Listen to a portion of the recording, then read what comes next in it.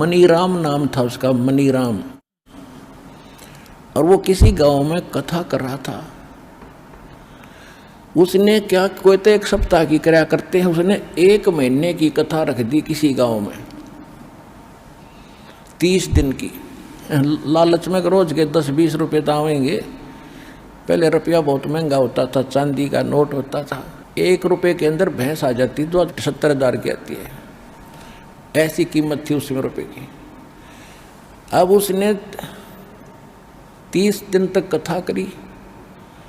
30वें दिन उसने भोग लगाना था, कथा का संपूर्ण करना था। तो गांव के कुछ निकम्मे से होया करें, गांव में भी जो शरारती टाइप व्यक्ति, उन्होंने क्या किया कि ये पंडित जी भाई गांव ने इकट्ठा करेगा, ना जाने कितने पैसे लूट के ले जाएगा। उन्होंने उसी दिन एक नाचने गाने वाली लड़की बुला ली, चंपाकली, दिल्ली से। और उसी दिन जिस दिन भोग पड़ना था, उसी दिन बराबर में चिमटा गाड़ दिया। अब उस नाचने वाली तो 2 घंटे में 500 रुपये लेगी, चांदी के 500 रुपये का सारे गांव ने। और 30 दिन में पंडित जी का आए 30 रुपये। 30 दिन उसने ड्रामा करा, 30 रुपये आए। और वह 2 घंटे में लेगी 500 रुपये। तो वो मनीराम ब्राह्मण अपने लेकर 30 रुपये चल पड़ा। उसको ये पता चला कि यहाँ कोई संत रहते हैं, गरीबदास जी। वो गरीबदास जी के पास गए, रुक के बैठ के, गरीबदास जी भी बैठे थे वहाँ। कुछ चेले थे गुरु जी के, गरीबदास जी के, वो भी बैठे थे। ब्राह्मण को आसन दिया कि ब्राह्मण आगे हैं भी आसन दो, अलग से आसन दे दिया, सूचा बैठा दिए। और सुनाओ ब्राह्मण, गरीबदास जी ने पूछा, सुनाओ विपर जी, कुशल हो? मनीराम जी कहता, महाराज क्या कुशल है? कहते, कति जनता का तो नाश जा लिया, कर्म धर्म का ज्ञान रहा ना, बिजली गिरी पड़ी है, नाश हो लिया। अन्यू ना बतावा बीमारी के है, कहानी क्या है?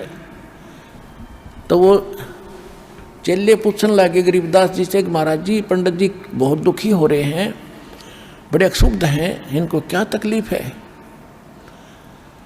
गरीबदास जी कहते हैं कि फूटी ज्ञान विवेक की और अंधा है जगदीश, चंपाकली को 500 और मनीराम को 30। यो रोड़ा भाई इनका।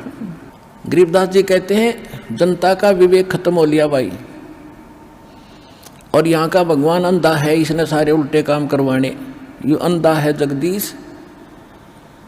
और क्या हुआ कि पंडित जी को तो 30 रुपये मिले हैं, हर चंपाकली 500 लेगी, यो 9 दुख पा रहा है।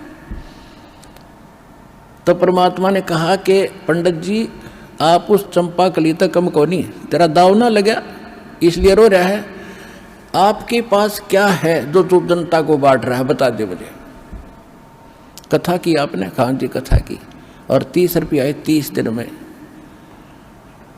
कथा करने का आप अधिकारी हो? गरीबदास जी ने पूछा। हाँ जी, मेरे आदेश दे रखा है मेरे गुरु जी ने। परमात्मा बोल, गरीबदास जी ने कहा कि जिस समय राजा परीक्षित को सर्प ने डसना था ऋषि के श्राप से, उस समय ये सारे ब्राह्मण तुम्हारे जो हेड थे, मुखिया, इंक्लूडिंग वेद व्यास जिसने ये पुराण लिखी, सुधा सागर, सुख सागर कहते हो तुम जिसको, इसकी कथा सुनानी थी उसको 7 दिन। और किसी ने हिम्मत नहीं करी। तेरे पृथ्वी के जितने ऋषि में ऋषि थे सब पीछे हट गए ब्राह्मण।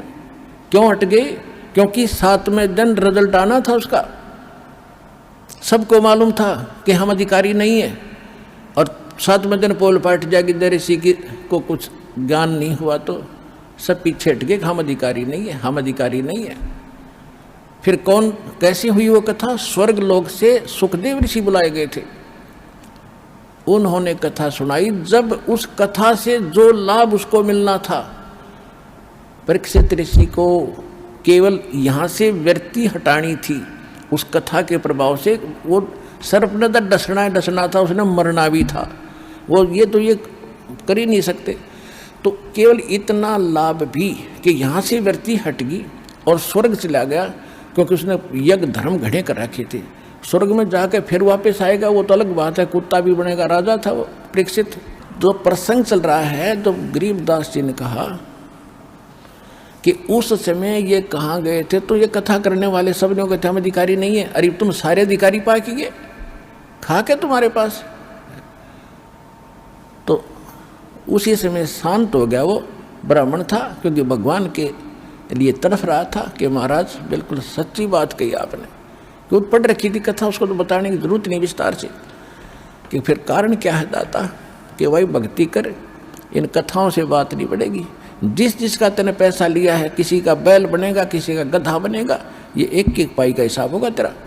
कहाँ तुम कर्म खराब करते फिर रहे हो, अधिकारी नहीं हो, तुम्हारे पास कोई भक्ति मार्ग नहीं है, तुम्हें ज्ञान नहीं भक्ति का।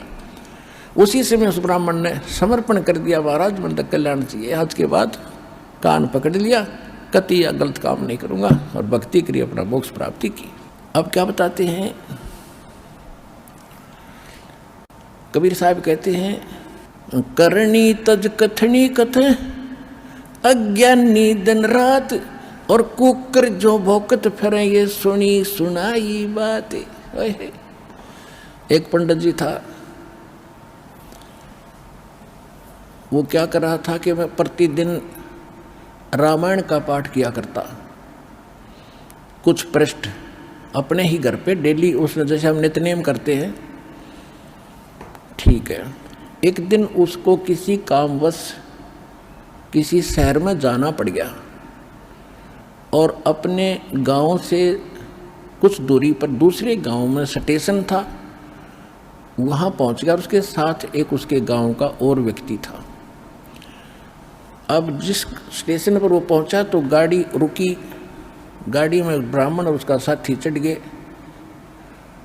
डब्बा खचाखच भरा था, खड़े थे लोग, कुछ बैठे थे। कुछ गाड़ी चल पड़ी। कुछ देर के बाद ब्राह्मण ने सीट पर बैठे व्यक्तियों से कहा कि मुझे थोड़ा स्थान दे दो।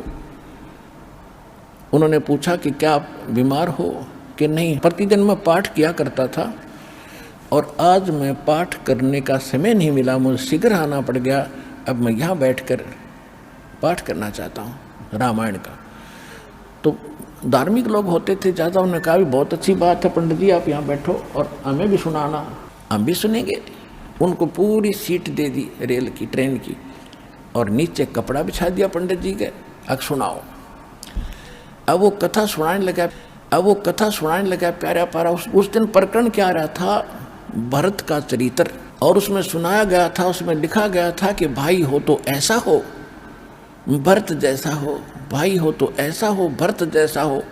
भाई के राज्य को स्वीकार नहीं किया, जमीन में 6 इंच गड्ढा खोद कर नीचे रहता था, सोता था, और राज की उसके स्थान पर खड़ाऊ रख दी थी गद्दी पर भगवान राम की। रामचंद्र जी आए, उसका राज सौंप दिया था, भाई हो तो ऐसा। सब ने ताड़ी पीटी, वाह पंडित जी, वाह पंडित जी, बड़ी कथा सुनाई। एक भक्त वहाँ बैठा था, कोई व्यक्ति बैठा था, उसने कथा करवानी थी और कल से प्रारंभ करानी थी। उसने को पंडित जी नहीं मिल रहा था।